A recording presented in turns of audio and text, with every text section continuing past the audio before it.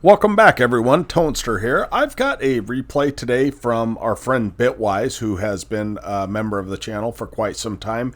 And he had some questions on a tank I am very familiar with, the T-34-3. Now, Bitwise has not aced his T-34-3, but in his email he said, I've gotten plenty of first and second classes, and how do I just get over the tipping scale to get to that ace tanker? And so we're going to talk about that a little bit today. And I think, Bitwise, I want you to hopefully have a little bit of thick skin because I'm trying to help you here. But at any rate, I just want to talk a little bit about this map. Cliff is not the greatest map for a T-34-3. And the reason is there's not real small undulations. However, there are places that you can go on this map that you can use your gun depression and manufacture gun depression. And then we'll talk through his choices on the map and some of the decisions that maybe I would have made that might have made a difference, might not have. So, and some decisions that definitely would change the outcome in this game in his favor. I really appreciate you sending this in. So I appreciate good constructive comments to Bitwise. He's a brave soul for sending it in, and we want to help him out, right? That's the whole point of the channel. We want him to improve just like all of us want to improve at the game. So here we are. He's coming up towards the middle, and while he does this, there's no arty on either team. There are no top tier heavies on either team.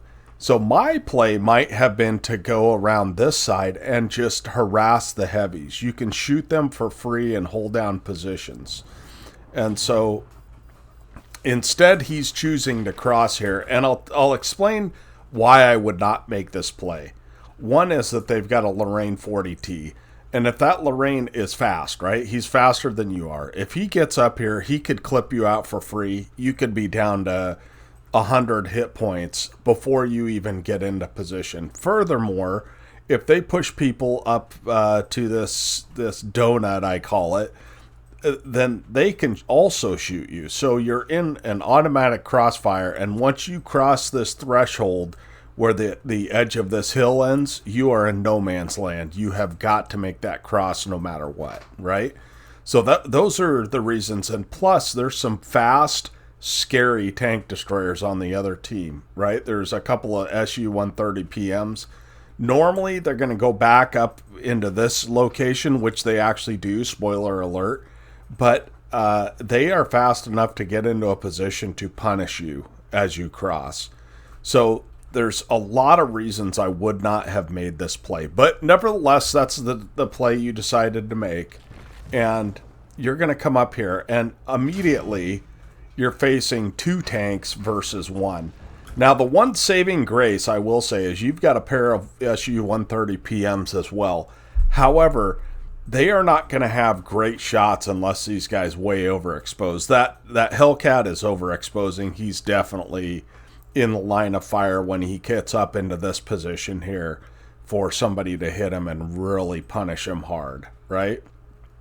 So I do not like this position in this tank for many reasons. One is that I don't know if you've ever gone to Tanks GG, but the outline, let's see if I can get in close here. That's probably close enough. The outline of this tracks are not correct. You see this outer edge of the turret? Down on the lower section, that actually extends out too on the real model of this thing. So if people know what they're doing and you're side scraping, they can hit you in this location and pen you regularly. So if you find somebody that actually can do that, then you're in trouble in this position. You have terrible gun handling. You're going against a UDES 1415 who admittedly has no armor but has great gun depression and better gun handling than you do. And two, you have a long reload. So once you've fired, he can just pull up here and shoot you almost for free. You know, especially if these guys over here are not paying attention. So those are two things right off the bat that I would not have gone to this area because of the crossing, and now you're stuck here, right? You can't escape, and you're relying on your teammates, which is never a great idea in World of Tanks, right? So let's continue on, and he's going to fight in this area for quite some time. So one of the disadvantages of the T-34-3 is that it has a super long reload. So you kind of either want a lot of friends with you or you want distance. And you don't really have the distance in this case that you really need. And so you've taken one shot from the Hellcat. That's not all that big of a deal. He's not a good player, right? If he was a good player, he wouldn't bring a Hellcat to this position. So you're giving your hit points away to a guy that is not a good player. And that's the last thing you want to do, is take damage early and limit yourself late in the game. Now, let's be honest. Watching my replays, you know that I do this early and often. But so it's kind of the pot calling the kettle black, right? And there's that gun handling for you. You know, you have a nice clear shot, but you're in a T-34-3. So if you are not pre-aimed and sitting on that corner, you're not going to hit him most of the time. I do like that you're zooming out, and I like that you are trying to side scrape this and trying to use a good side scrape angle here. I think that's fantastic. I also like that you are pre-aiming on this guy, right? Now, the problem, as we are seeing now, is that he gets to shoot you pretty much for free. Because if these guys aren't paying attention, he is going to just tear you up. And he hits you yet again. And so it's kind of weird here. But he's hit you right here, and I think it doesn't show up, but I think he might have hit you in the turret ring the shot before. Nevertheless, this guy is not a guy that you really want to be trading your health with, right? I mean, there's really no reason at this point. But that is a nice bounce, and you wait, and he does bounce off of you. But we've already limited our hit points to a position that it's really going to be hard later on to get a bunch of spotting. Because what you want to do early is get the free damage you can get, right? And if you can't get that free damage, that's okay. But save your hit points, because later on in the game, you're going to need those hit points to spot. Because you've got full view range, right? And towards the end of the game is where you end up getting a lot of spotting. So that was a nice shot there, but you're ammo racked now. And so you're taking your time, and I understand that. You do, however, have a couple of guys, 3 guys holding back the forces down here, right? So that's great. And it looks like your heavies have pushed the other heavies, the 2 King Tigers, out of the way. And so the only thing in the middle is this T-44. So you're making the right play now. You're trying to get hull down, trying to get shots when and where you can. Now, I like to go in third person here because you already have a shot. You just don't know it because that fence is there. And that's a low percentage shot. That's okay to take. But I want you to notice that you do not fix your ammo rack when you've got shots on guys, right? So that T-44, you might be able to get a shot on. The 2 Tigers, you might be able to spot yourself and get a shot on. And so you're able to hit kind of a clutch shot there. But again, you have not fixed your ammo rack, and you have shots on this SU-130 PM that was lit, and you would have been able to take that shot. I do like that you're using the bushes. That's great to get your shots, but you miss out not on just a shot, but on a kill shot on one of the Tigers, right? And so you see that you have that shot, and now you decide you're going to fix your ammo rack, okay? So at least you did fix it, but that's maybe 1, maybe 2 shots of damage that you missed out on, correct? So You do get a shot onto the SU-130 PM. That's great. You also get a ton of spotting. And you've only got 2,000 damage, but you got 1,500 spotting, right? So if I had health in your case, I probably would have pushed down to this T-29 and just proxy spotted him and spotted these guys down here, right? Because there's a lot of health there. These guys are very, very healthy. And you could have possibly gotten, 2,000-3,000 assists just right there, along with your own shots, being careful, right? And you were backed up by an Indian Panzer and a AT-15A.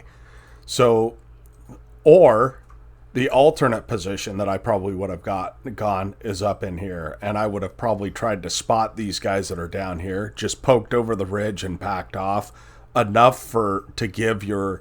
See, these two guys are doing nothing besides moving because they don't really have shots on anyone right now.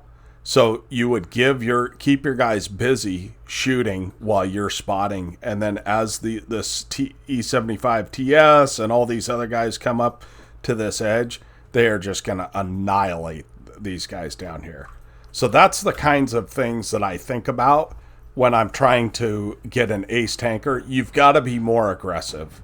But because of the way you played the early game, you didn't have the health to be aggressive. So I think you could have gone up to a bush and spotted that guy yourself. And right there, that's 1,100 spotting you could have gotten. Just right there. So again, I'm being critical, but I'm being critical in hopefully a helpful way. I hope you understand what I'm doing here, Bitwise. So one thing you do is you come up and you see this E25, and he ends up killing one of your guys, right? And so you don't end up getting the shot, unfortunately, on that guy. But I do like this. I do like, even though you're probably spotted, you pop up here. And here's my third thing. You have 0 gold rounds. This tank has 186 penetration, which normally is okay. But at the end of the game, it's okay to load a few gold rounds because you know that you're getting close. You got 2,300 damage. You got 1,500 assists.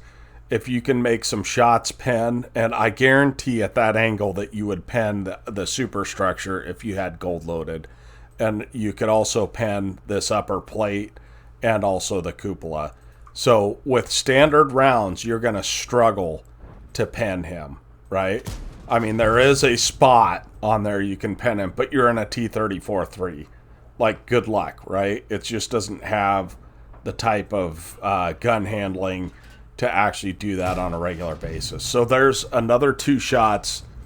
Maybe you only pen one of those, right?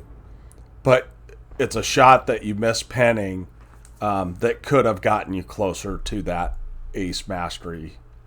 It's just part of the game, and I understand a lot of people don't like it, but that's the way it goes. I love this play here. I love how you come down just enough to get your turret over, and you shoot them in the side and you back off. I love that play. I love the play here too, but I think if you die here, who cares, right?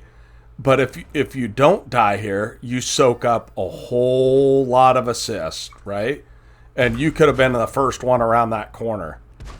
The other thing that you guys will notice is Bitwise waits for the guy to shoot and then comes out and fires, which is a great plan when you're on 30 hit points or 38 hit points, whatever that is. So those are just some of the things that I would maybe work on. It's really hard to ace a tank when you lose so many hit points so early. That would be the major thing, is you took a really risky play and then played it super safe, right? And because you had to, because you were down to low hit points. If instead you make the play over here, there's no arty to hit you. You come up over here and you shoot these guys in the side. You back them off. And these guys over here, these guys that you were fighting would have gotten spotted by the middle, and they would have been punished by the guys that are up on this ledge up here. It would have given them something to do. So your positioning wasn't necessarily winning the match. and it was costing you hit points. So I don't want to belabor the points too much. You played an excellent game. Let's look at the after action report on this, because he did get a first class out of this, and that's a hard thing to do. And I want to hear you guys' comments down below on what you think of the T-34-3 and how you guys play it. Just a moment. Okay, here we are at the after action. As promised, we got a first class. We made 98,000 credits, 2,400 XP, and 25 bonds. That's great. So we ended up with 3,200 damage. That's excellent. 1 kill, 1,174 base XP. I think you're getting pretty close to that XP to where you're going to hit that mastery real soon. So 15 shots, 12 hits, 9 pins. That's actually a pretty good ratio in this tank, believe it or not. 3,215 damage, 720 blocked, and 1,783 due to your assistance. I think in a top tier matchup, you could have blocked more damage had you gone to a position that was more conducive to your tank. But nevertheless, that was a great result. 75,000 credits earned on a standard account and 2,465 experience. Now, Bitwise, if you just have a real thing against firing gold rounds, I do kind of understand that. It's kind of an unfair mechanic. But if you're trying to ace a tank, I just feel like you're crippling yourself in trying to do that without any heat rounds. You don't have to fire full heat, but there are times that it pays to fire the heat rounds, because if you bounce 3 standard rounds, you may as well fire the heat round and pend it, right? So money-wise, anyways, as far as the game mechanics work, as far as the credits go. So I appreciate you guys watching this. I really appreciate you sending this in, Bitwise. I hope it was informative. If there's anything else I can do to help you, you let me know. I'd be happy to play a couple of games or hop in a training room with you, and we can definitely hash things out. Okay, guys, that's it for this time. We'll see you next time. Tonester out.